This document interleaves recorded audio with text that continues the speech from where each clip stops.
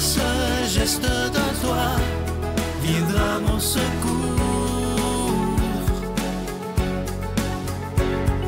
Viens semer dans mon âme le grain de l'amour.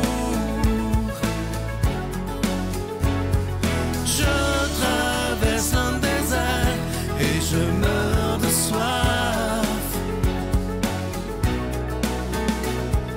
Montre-moi le mystère qui garde la foi.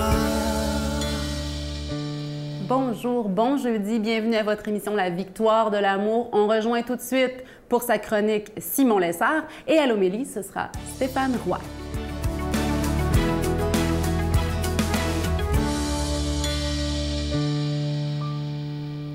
Bonjour tout le monde. Alors aujourd'hui, dans notre étude des sacrements, ces 7 signes concrets de l'amour de Dieu pour nous, je vous pose la question, quel est le plus grand de tous les sacrements?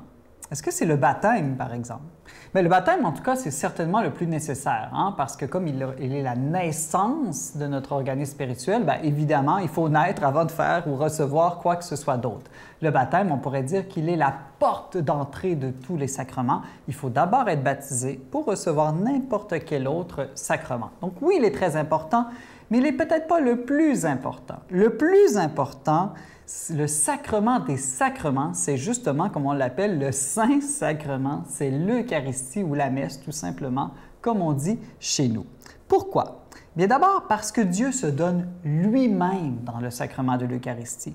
Comme on dit de manière classique, le sacrement de l'Eucharistie ne donne pas seulement la grâce, mais aussi l'auteur de la grâce. L'auteur de la grâce, c'est le Christ Jésus, c'est Dieu lui-même. C'est lui qu'on reçoit directement dans la communion eucharistique avec sa présence réelle, son corps, son sang. Voilà pourquoi il est le plus grand de tous les sacrements. On a des signes que c'est le plus grand. Un des premiers signes, c'est qu'on célèbre presque tous les autres sacrements à l'intérieur d'une messe. On se marie avec une messe, aussi l'ordination d'un prêtre se vit lors d'une messe. On peut aussi donner le sacrement des malades à l'intérieur d'une messe. Même le sacrement de la réconciliation, on le fait juste avant la messe, souvent, par exemple. Donc, tous les sacrements sont vraiment liés à la messe.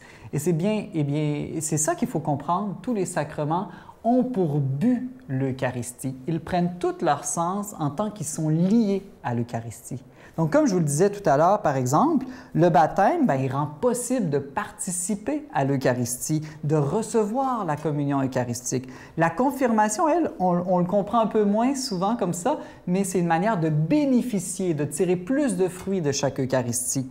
La confession, elle nous permet d'accéder à nouveau à la communion eucharistique lorsqu'on a fait un péché grave ou de tirer aussi plus de grâce de chacune de ces communions avec une âme mieux disposée. Le sacrement des malades, évidemment, il est lié entre autres à la dernière communion eucharistique, juste pour bien se préparer à la mort. Et aussi l'ordre, l'ordre c'est plus facile à voir, ça nous fait des prêtres pour l'Eucharistie. Les prêtres, leur sens premier, c'est évidemment pour servir ce sacrement, cet immense sacrement de l'Eucharistie. D'ailleurs, les chrétiens qui ne croient plus à la messe ou à l'Eucharistie n'ont pas de prêtres, ils ont généralement seulement des pasteurs qu'ils appellent. Et le mariage, le mariage aussi, il sert l'Eucharistie au moins de 2 manières. D'abord, évidemment, le mariage, je dirais, conserve et agrandit ce peuple de Dieu qui célèbre tous ensemble l'Eucharistie. C'est le rassemblement de toutes les familles à la messe du dimanche qui célèbre l'Eucharistie. Et surtout, le mariage, il signifie l'Eucharistie, ce grand mystère par son symbolisme. Je vous l'ai déjà dit. Chaque sacrement est une alliance entre Dieu et l'humanité. Chaque sacrement est comme un mariage. Alors le sacrement du mariage, il est comme une icône de l'Eucharistie, un symbole de l'Eucharistie. Et c'est pour ça que le mariage est, du point de vue du signe, le plus grand de tous les sacrements. Notre Père qui es aux cieux, que ton nom soit sanctifié, que ton règne vienne, que ta volonté soit faite sur la terre comme au ciel. Donne-nous aujourd'hui notre pain de ce jour. Pardonne-nous nos offenses, comme nous pardonnons aussi à ceux qui nous ont offensés. Et ne nous laisse pas entrer en tentation, mais délivre-nous du mal, car c'est à toi qu'appartiennent le règne, la puissance et la gloire pour les siècles des siècles. Amen.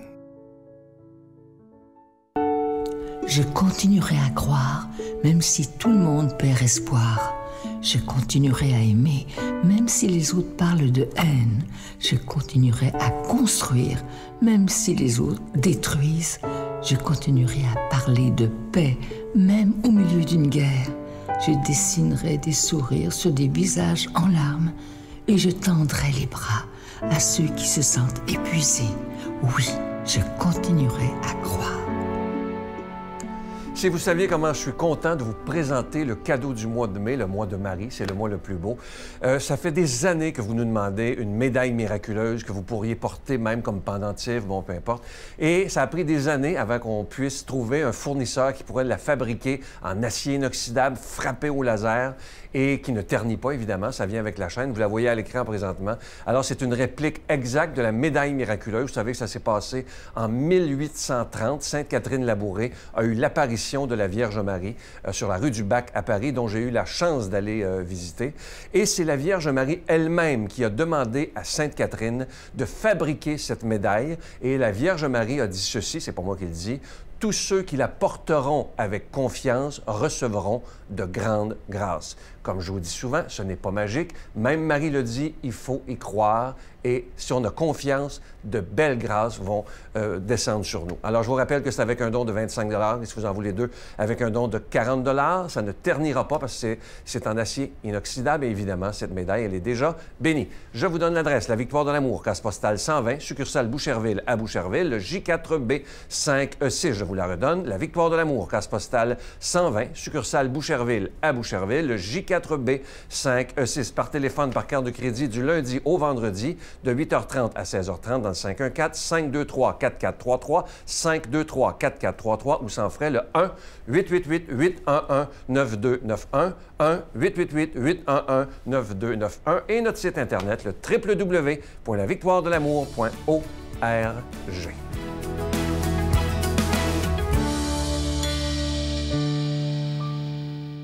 Mon Dieu, donnez-moi la sérénité d'accepter les choses que je ne peux changer, le courage de changer les choses que je peux et la sagesse d'en connaître la différence. Amen.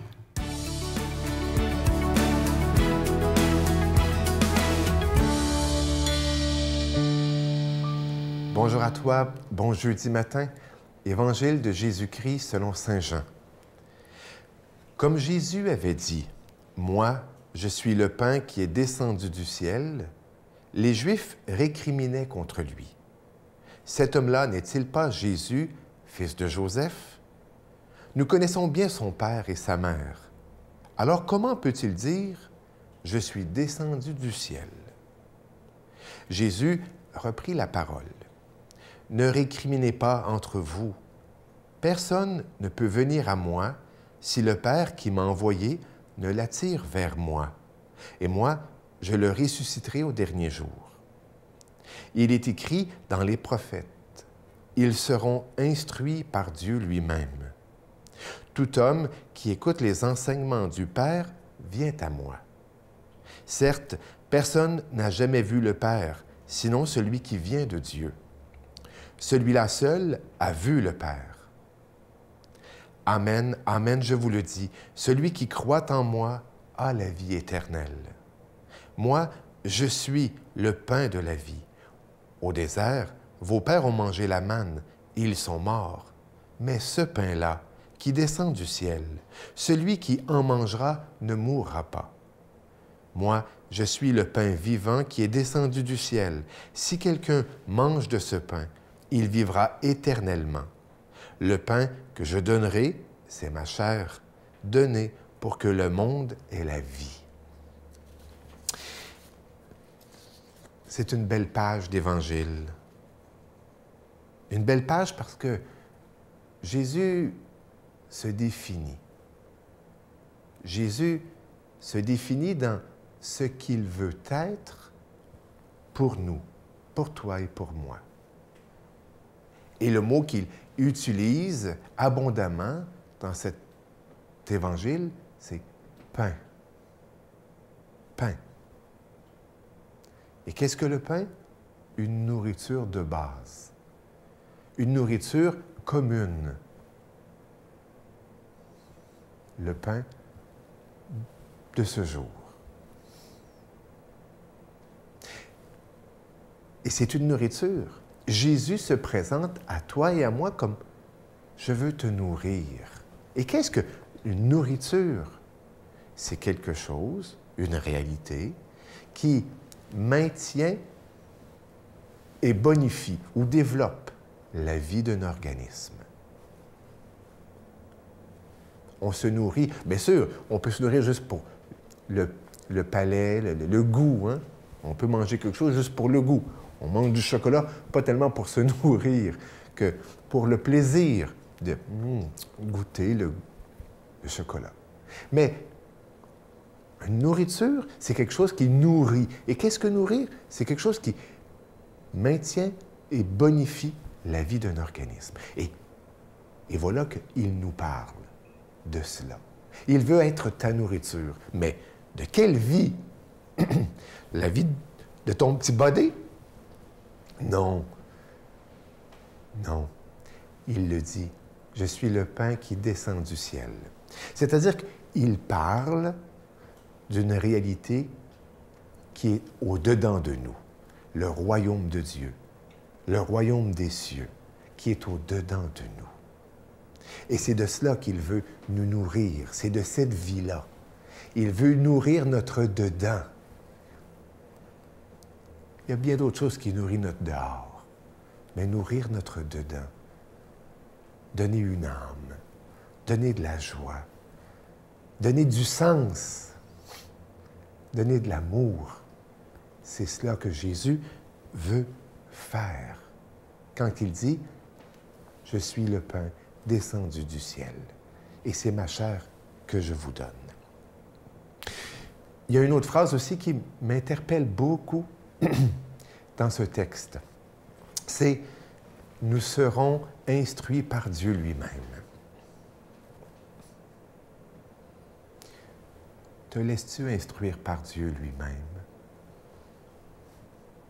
Ah, bien sûr, tu peux me dire, parce que tu as appris comme il faut ton catéchisme, mais oui, quand le prêtre me parle, c'est Dieu, j'entends la voix de Dieu. Quand je lis la Bible, c'est Dieu. Quand j'écoute l'Église, c'est Dieu. Oui. Mais entends-tu la voix de Dieu en dedans de toi?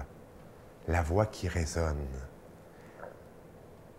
As-tu cette qualité de relation avec Dieu qui t'apprend à toi, Suzanne, qui t'apprend à toi, Lise, qui t'apprend à toi, François, ce qu'il veut t'apprendre à toi?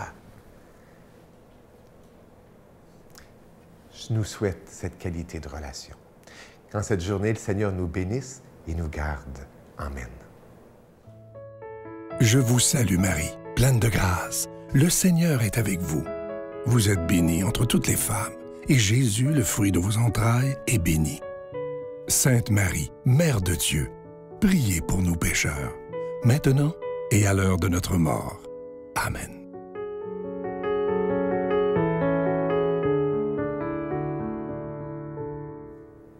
Aujourd'hui, je viens vous rappeler, en terminant l'émission, que rien n'est pire que d'être coincé dans un comportement dont on ne veut plus.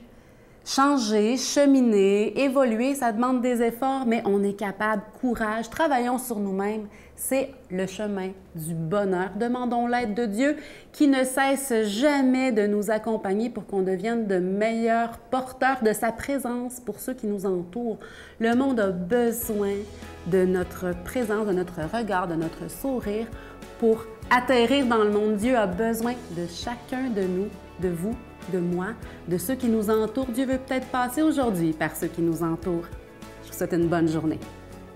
Alors, je la trouve courageuse et je l'ai toujours trouvée courageuse et elle nous le prouve encore à tous les jours. Tellement j'ai d'amour pour toi. Toi, mon premier sourire, mon premier souvenir. Toi qui m'as vu grandir, mes bras sont bien trop courts. Tellement j'ai d'amour.